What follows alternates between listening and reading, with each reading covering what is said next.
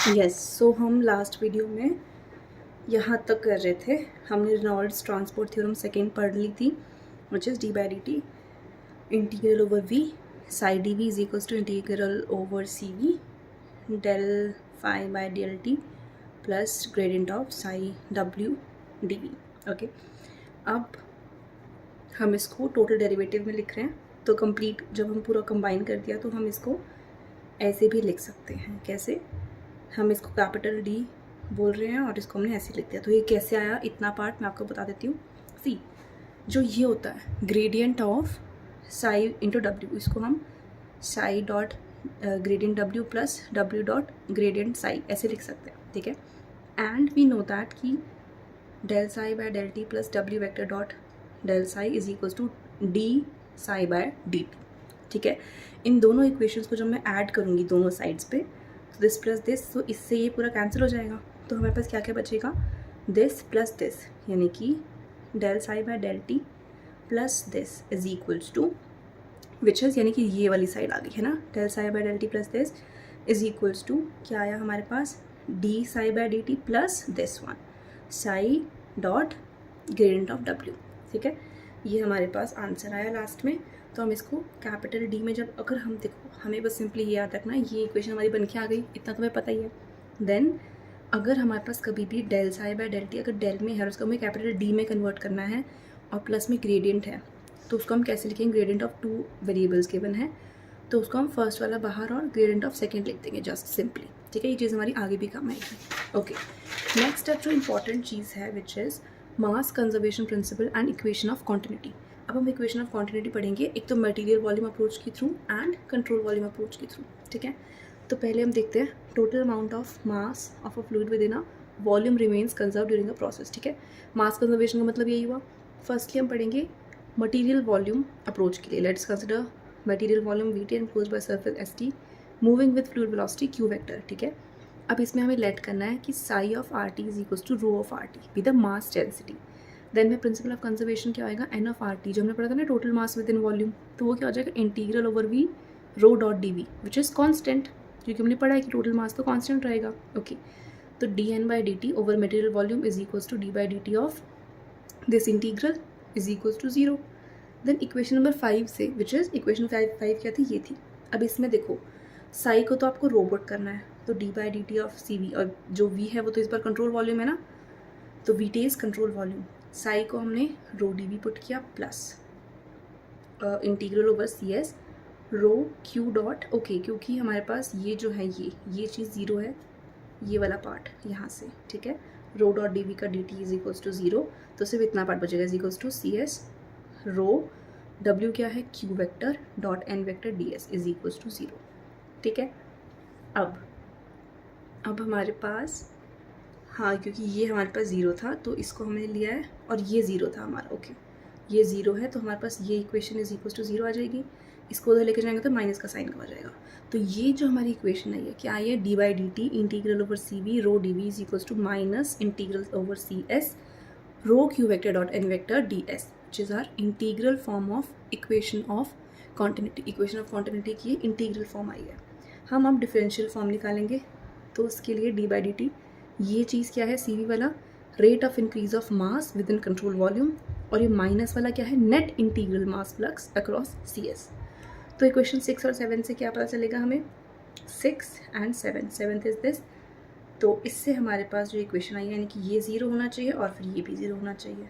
ठीक है, ये भी ज़ीरो और ये भी ज़ीरो, दोनों ज़ीरो, क्योंकि ये ज़ीरो था तो ये इसके इक्वल है, तो यानी कि ये भी ज़ीरो होगा।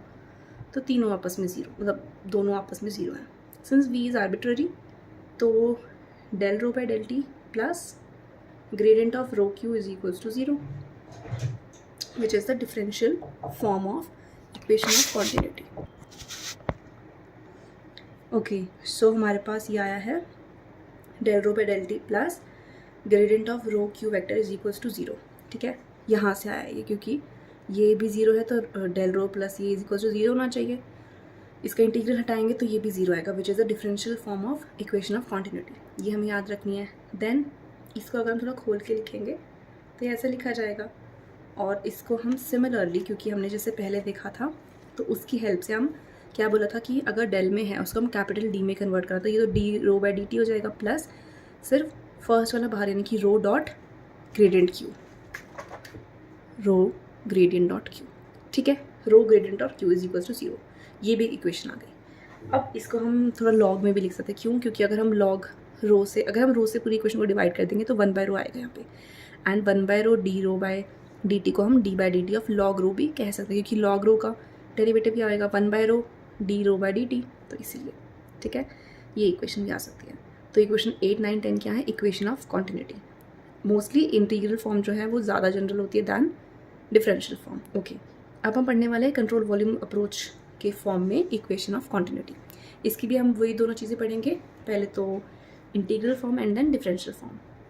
सबसे पहले इसमें ना फिक्स्ड इन स्पेस होता है। Let us consider a control volume V of a fluid enclosed by surface S fixed in space. Density is rho, Q vector be the velocity of fluid. The principle of conservation say rate of increase of mass of fluid is equals to net flux across surface S into volume V per unit time. ये होना चाहिए, rate of increase of mass जितना भी है is equals to net flux of mass across the surface into volume per unit time, ठीक है। अब पहले तो mass of fluid क्या होएगा? Within volume element dV, rho dV, ठीक है। देन टोटल कितना आएगा? Integral over V rho D we.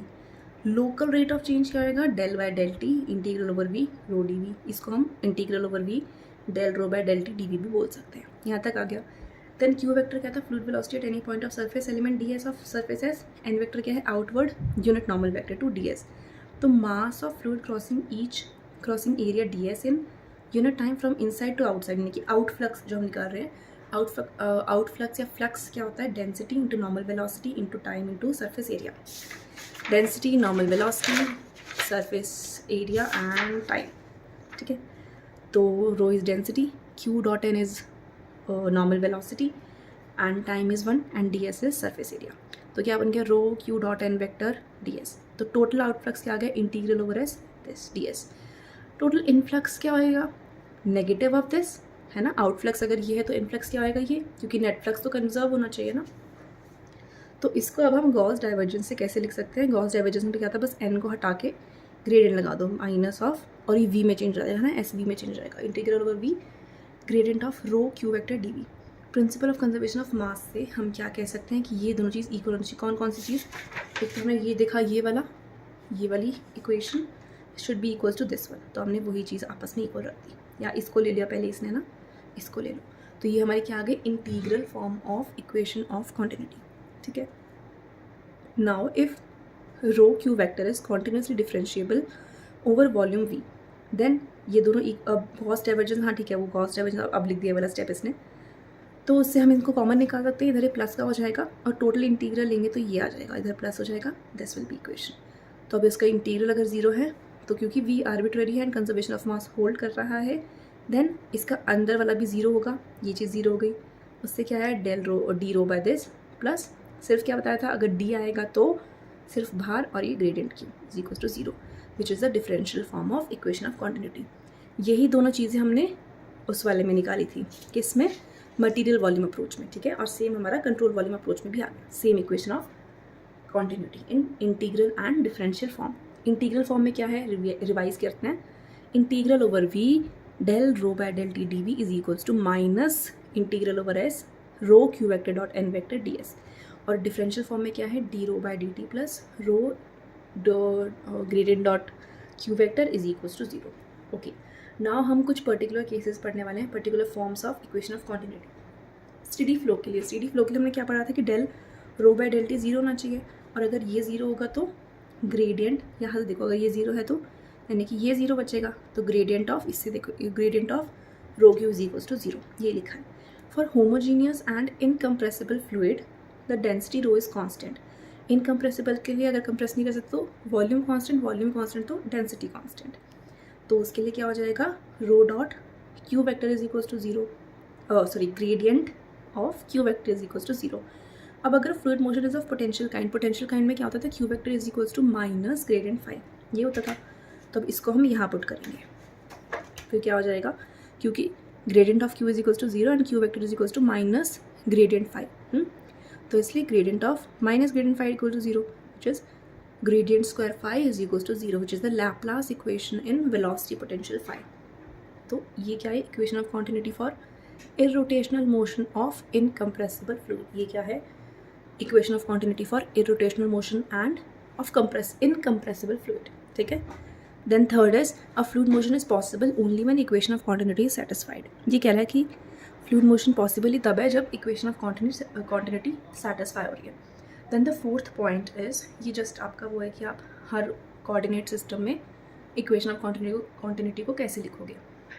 when q vector is equals to q lambda a1 cap and this, तो ये आपका है लैम्डा म्यू वी सिस्टम में. तो उस केस में आपका ये होती है del rho by del T plus gradient of rho Q vector is equals to 0, जिसमें कि जो एफ वेक्टर है वो क्या है? Rho into Q vector. तो उसको हम सिर्फ रो से मल्टीप्लाई कर देंगे जस्ट.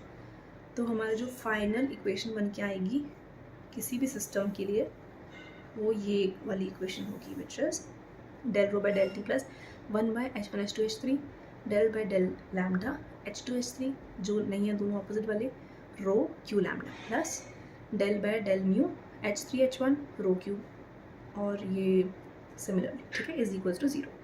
अब एक्स वाई जेड में लैम्डा म्यू और ये सब क्या है? X y Z. H1 H2 H3 क्या है? 1 1 1. ठीक है. तो क्यू वेक्टर क्या आएगा? यू आई क्या है? वी जे का प्लस डब्ल्यू के का.